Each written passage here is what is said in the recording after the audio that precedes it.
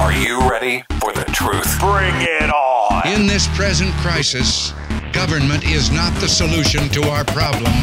Government is the problem. Do you want the whole truth? I don't think you're ready. Governments don't control things.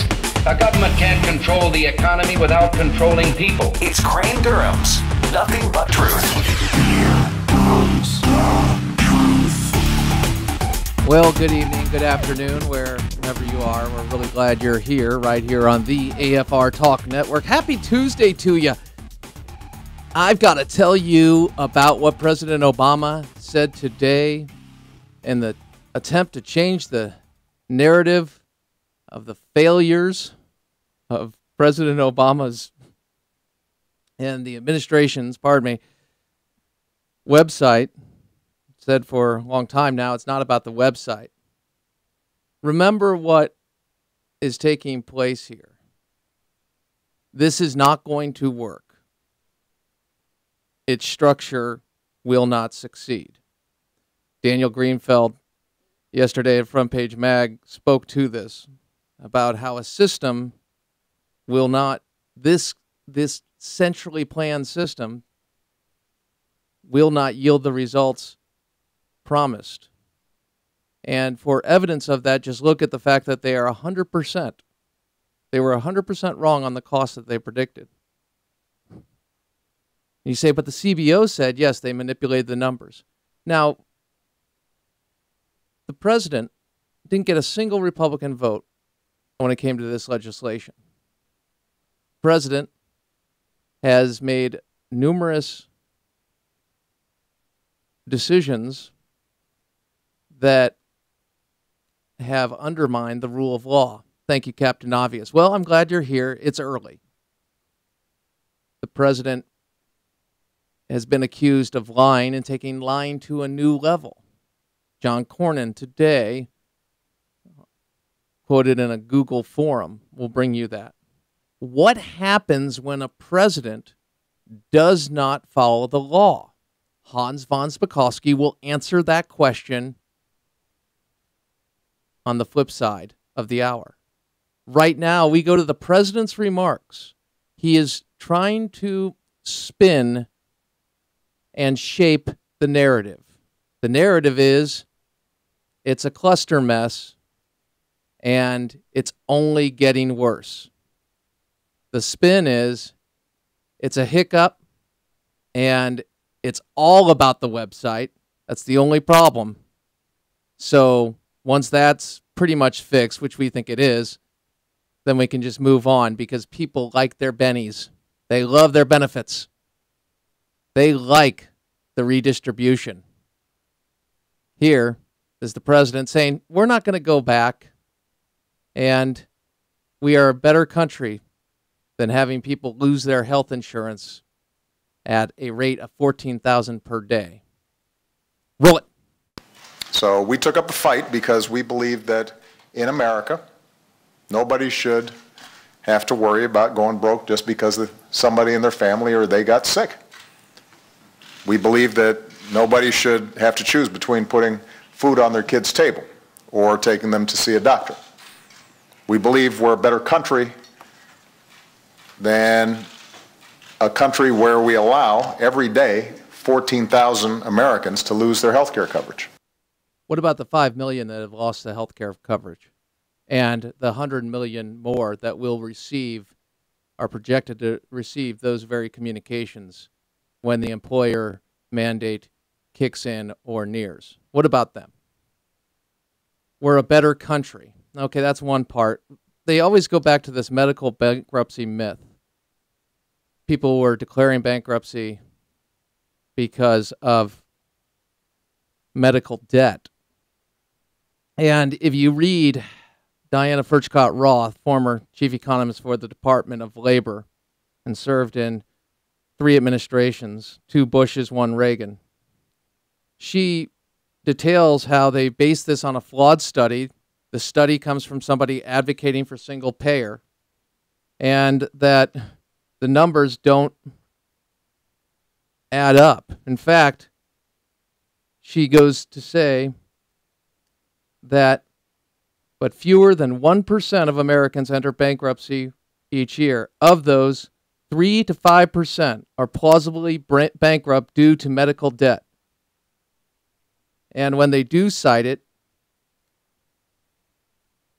a study at the Department of Justice examined more than 5,000 bankruptcy cases between 2000 and 2002. It found that 54% of the bankruptcies involve no medical debt. More than 90% have medical debt of less than $5,000. So you have those numbers. Then you have Brett Skinner. In 2009, he pointed this out over the American Enterprise Institute. They talked about the spending and how many bankruptcies were associated.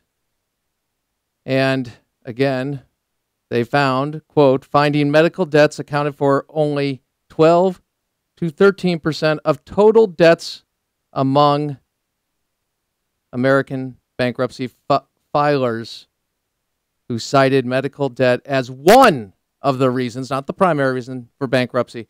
The numbers, again, and that is boring as watching paint dry, you citing those stats. But I got to do this. Because if I accuse the President of the United States, my president, of not telling the truth or distorting something, you got to ask yourself, what do you mean? I mean that the reasons they gave to change the status quo, you examine those and you say, whoa, wait a second. It's an overreach. You're changing the entire system. A system, keep this in mind, that 85% of Americans had existing health insurance before Obamacare passed. And of those, 87% were happy with the plan they had. Gateway Pundit putting some great numbers out regarding this. So why did we turn everything upside down? Because this is not about solving the healthcare quote-unquote crisis that we have. Was it perfect? Thank you. Thank you. I might as well call you Captain Einstein, because it doesn't take a rip in Einstein to know that we will never have a perfect system, that human nature doesn't evolve, and that we've got issues. But then we encounter, when we hear about the fact that, hey, he took this on. He was willing to challenge the status quo and make things better. He was willing to do it. He had a plan, at least, Crane. And the Republicans, well, I'll let President Obama make the speech, because he did today, and here's what he had to say. Roll it. And my main message today is we're not going back. We're not going to betray Monica or Julia or Sam or Justine or Joanne. I mean, that seems to be the only alternative that Obamacare's critics have is, well, let's just go back to the status quo, because they sure haven't presented an alternative. If you ask many of the opponents of this law what exactly they do differently, their answer seems to be, well, let's go back to the way things used to be. Just the other day, the Republican leader in the Senate was asked what benefits people without health care might see from this law, and he refused to answer, even though there are dozens in this room and tens of thousands in his own state who are already on track to benefit from it.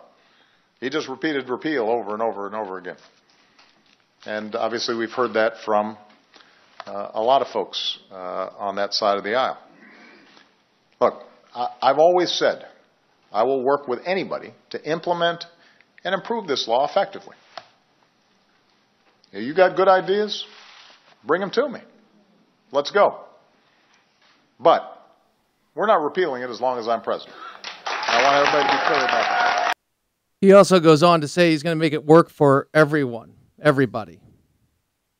But we do have evidence of Republican plans going back to 2001, and we have evidence of Republican plans that have been recently introduced by Senator Coburn, among others, Paul Ryan, Tom Price, all dealing with not centrally planning and taking over the healthcare system because it wasn't a free market as is, but actually fixing the problems, addressing the pre-existing conditions. We're looking at 1% there, by the way. And as I sit here and look at there's a list of what you can do and what the Republicans have suggested in August, late August. They spoke to these in an article and a speech by Fred Upton. And it gets me because when you have these plans and they're clear, and the Republicans have offered them, we even had a summit where they were mentioning parts of these and why the the Obamacare plan would not work. President Obama repeats the meme that, somehow the Republicans didn't have any solutions. They weren't on this. Bush had a health care plan. Ovik Roy does some extraordinary work in covering these from the Manhattan Institute. We've had him on numerous times. And it's interesting because planning the show and knowing that I got 90 minutes to talk to you, we want to make sure that it is going to edify you, that you're going to get something, but you're also going to be entertained. You don't sacrifice principle by entertaining. But stats can be kind of dry. And the stories can be certainly repetitive. And what gets me about this is that as we are trying to muddle through, those of us who do not support the policies that have been passed or that are being enacted or even suspended, it seems that we deal with the same lies coming back again and again and again.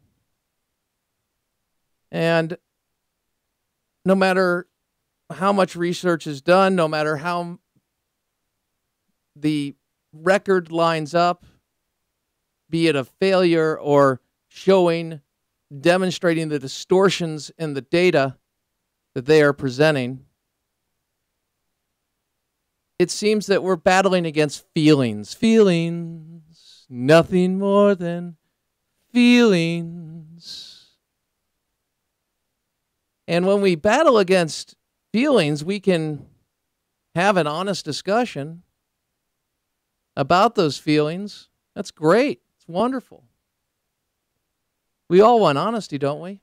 Honesty. Yeah, we want it. We want to lock in. Have an honest discussion. But if we're talking about feelings, feelings are fickle. And facts and truth endures. And so if we're actually talking about solving problems or addressing the challenges that we have in society today, if we're merely talking about feelings, then our government's going to be run like a Oprah show. And you're going to get legislation like that. What's your problem with Oprah? Well, I got a host of things. You're going to get the legislation that comes from feelings and falsehoods, and that's exactly what we have right now. Now, on the flip side, we're going to open up the phone lines, among other things, but we're also going to address how the media has been shaping this entire debate. Because this is not a debate on whether you want people to have the best health care possible. It's about how. It's not about your intentions. It's about the results. And all the salesmanship and all the great speeches of how people have a right to health care are not going to change the fact that socialism does not work. It never has. You'll always run out, eventually, of other people's money. Crane Durham's Nothing But Truth, AFR Talk.